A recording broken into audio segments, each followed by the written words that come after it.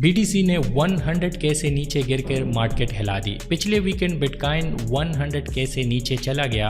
Fear and greed index fear zone में flash कर रहा था और सिर्फ एक वीकेंड में $1 बिलियन से ज़्यादा लिवरेज पोजीशन लिक्विडेट हो गए। लेकिन जब बियर्स अपने पंजे गाड़ रहे थे तो प्राइस अचानक $1,05,000 पे वापस आ गया। सवाल यह है कि ये सिर्फ एक डेड कैट बाउंस था या फिर ये था फाइनल शेकआउट, एक आखिरी ब्रूटल डंप के बाद, जिसके बाद एक एक्सप्लोसिव रैली स्टार्ट होने वाली हो।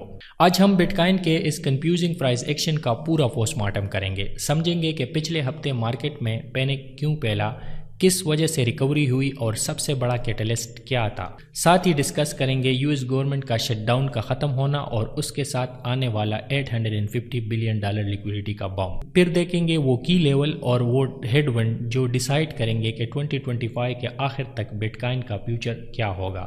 तो मेरा नाम सलीम खान है और आप देख रहे हैं द ब्लैक इकोनॉमिस्ट। लेकिन सबसे पहले एक छोटी सी रिमाइंडर, ये कोई फाइनेंशियल एडवाइस नहीं है, ये सिर्फ एजुकेशनल कंटेंट है ताकि आपको मार्केट फोर्स की समझ आ जाए।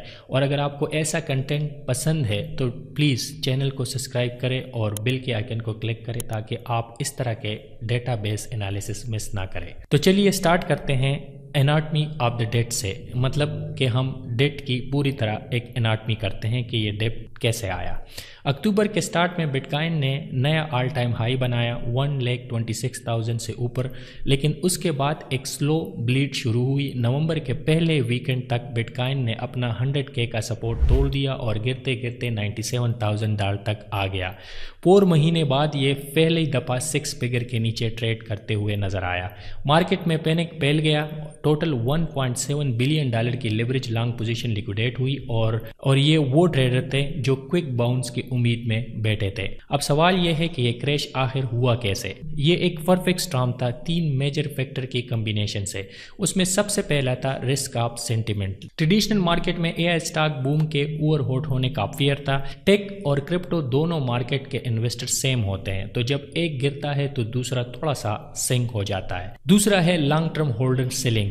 ऑन चेन डेटा ने दिखाया कि अक्टूबर में लॉन्ग टर्म होल्डर ने 1000 बिटकॉइन सेल किए और ये एक क्रिटिकल सिग्नल था जिसका असर बाद में भी हमें नजर आया। तीसरा था रिटेल एक्सर्शन। चोपी प्राइस एक्शन के बाद छोटे इन्वेस्टर मिक्स डिस्प्रेशन मूड में थे और थक गए थे और फिर उन्होंने भी सेल करना स्टार्ट कर दिया। लेकिन जब सब कुछ ब्लीक लग रहा था तो 98-99,000 के बीच एक स्ट्रांग फ्लोर मिल गया। प्राइस वहां से स्टेबलाइज हुई और धीरे धीरे वापस चढ़ना स्टार्ट कर दिया। 11 नवंबर तक बिटकॉइन 1,05,000 को रिक्लेम कर लिया था। अब ये रिवर्सल क्यों हुआ? सिंपल रीजन है कि स्मार्ट मनी बाइंग कर रहे थे, रिटेल सेल कर रहे थे, लेकिन बड़े प्लेयर क्वाइटली बाय कर रहे थे। नवंबर 6 को यूएस स्पॉट बिटकॉइन ETF में एक मैसिव इनफ्लो देखा गया $240 मिलियन का। 6 दिन के कंटिन्यूस आउटफ्लो के बाद इससे ये कंफर्म हो गया कि इंस्टीट्यूशनल डिमांड वापस आ गई है। साथ ही वेल ने भी ऑन चेन डेटा के मुताबिक 68,000 बिटकॉइन एक्यूमुलेट किए और उसके उसी हफ्ते के डिप के दौरान। ये एक क्लासिक पैटर्न है, रिटेल फियर में सेल करता है और वेल डिस्काउंट पे बाय करता है। ये डिप एक क्लिनजिंग फेज था। एक्सेसिव लेवरेज फ्लैश आउट हुई, स्ट्रांग इंस्टीट्यूशनल बेस बना और मार्केट ने रिकवरी स्टार्ट की। अब हम बात करेंगे liquidity boost, US government shutdown के खत्म होने का और $800 बिलियन मार्केट वापस आने के क्या असरात होंगे। लेकिन ये रिकवरी सिर्फ टेक्निकल बेस पे नहीं हुई। सबसे बड़ा ड्राइवर वाशिंगटन डीसी से आया। यूएस गवर्नमेंट 42 दिन तक पार्शियल शटडाउन में थी जिससे इकोनॉमी में अनसर्टेनिटी बढ़ गई थी। लेकिन अब सेनेट ने फाइनली फंडिंग बिल पास कर दिया है और हाउस भी वोट करने जा रहा है। ये एक डेवलपमेंट बहुत बुलिश कैटलिस्ट साबित हुआ और इसका रीज़न ये है कि लिक्विडिटी मार्केट में वापस आ रही है। अब ये भी समझिए कि ये लिक्विडिटी सीन कैसे काम करता है। ये एक अकाउंट होता है जिसे कहते हैं ट्रेजरी जनरल अकाउंट। बेसिकली ये यूएस गवर्नमेंट का मेन चेकिंग अकाउंट है फेडरल रिजर्व बैंक के साथ। शटडाउन के दौरान टैक्स रेवेन्यू तो आ रही थी लेकिन गवर्नमेंट स्पेंडिंग रुक गई थी और इसके नतीजे में टीजीए बैलेंस $1 ट्रिलियन तक स्वेल हो गया। और ये ऐसा है कि एक लिक्विडिटी वैक्यूम ने $700 बिलियन फाइनेंशियल सिस्टम से सक कर लिया हो। लिक्विडिटी कम होने का मतलब है रिस्क एसेट के लिए कैपिटल कम होना। ये एक मेजर रीजन था जिससे स्टॉक और क्रिप्टो दोनों डूब गए। लेकिन अब जब गवर्नमेंट रीओपन हो रही है, वो पैसा मार्केट में वापस इंजेक्ट होने वाला है। टीजीए ड्राडाउन के जरिए $850 बिलियन तक लिक्विडिटी में मार्केट में वापस आने के अंदेशा है। ये एक fire house of capital open होने वाला है, बिल्कुल ईयर एंड से पहले, जब बिटकॉइन हिस्टोरिकली स्ट्रांग परफॉर्म करता है। अब हम बीटीसी के की लेवल पर बात करेंगे, रेजिस्टेंस और सपोर्ट पे।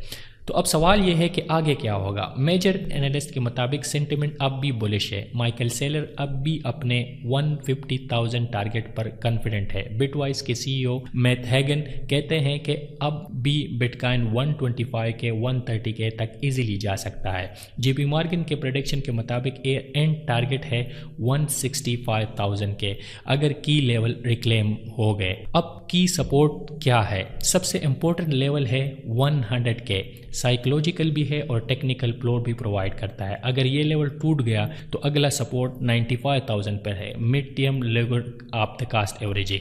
और इसके बाद अगर ये लेवल भी टूट गया तो 88,500 एक लास्ट सपोर्ट है, जिसका मतलब एक फ्लोर प्रोवाइड करता है। अब की रेजिस्टेंस क्या है? 110,000 से लेकर 112,000 जोन सबसे बड़ा हर्डल है। क्यों?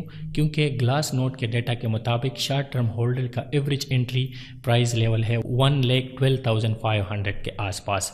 ये होल्डर अब भी लॉस में है और अगर प्राइस लेवल रिक्लेम करके सपोर्ट प्राइस बनाता है तो रैली 126,000 तक प्रीवियस ऑल टाइम हाई को इजीली जा सकता है। अब हम कुछ मैक्रो मेजर कैटलिस्ट की बात करेंगे।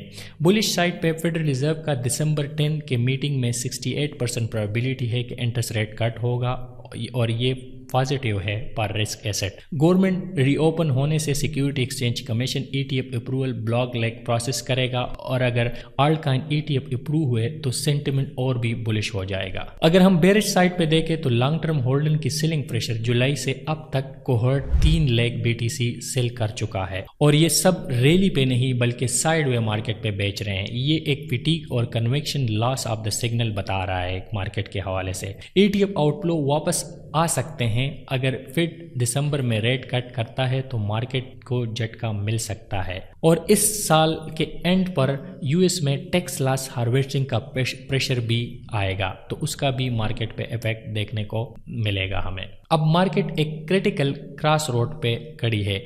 एक साइड पे पावरफुल लिक्विडिटी इंजेक्शन है जो प्राइस को ऊपर पुश कर सकते हैं, दूसरी साइड पे लॉन्ग टर्म होल्डर का सेलिंग प्रेशर है जो रैली को रोक सकते हैं। फ्यूल तो मिल गया है लेकिन इंजन थोड़ा वीक लग रहा है। अगले 2 महीने के बैटल या डिसाइड करेगा कि बिटकॉइन एयर एंड तक न्यू हाई बनाता है या रेंज बाउंड रहता है। पहला टेस्ट रेंज होगा 110,000 से लेकर 112,500 के जोन को रिक्लेम करना। अगर बुल्स ये लेवल तोड़ लेते हैं तो न्यू ऑल टाइम हाई तक रास्ता क्लियर है और अगर ये लेवल फेल हुए तो मार्केट एक और फ्रस्ट्रेटिंग कंसोलिडेशन फेज में चली जाएगी। सो बी प्रिपेयर 2025 का एंड बिटकॉइन के लिए तो एक मैसिव ब्रेकआउट हो सकता है। ये एक फैशन टेस्ट बन सकता है सबके लिए जो इस वक्त क्रिप्टो मार्केट में ट्रेड कर रहे हैं। तो ये था एक पूरा एनालिसिस जो हमने आपको ब्रेक डाउन किया और अब आगे का भी आउटलुक दिया। तो मेरा नाम सलीम खान है और अगर आपको ये वीडियो पसंद आई है तो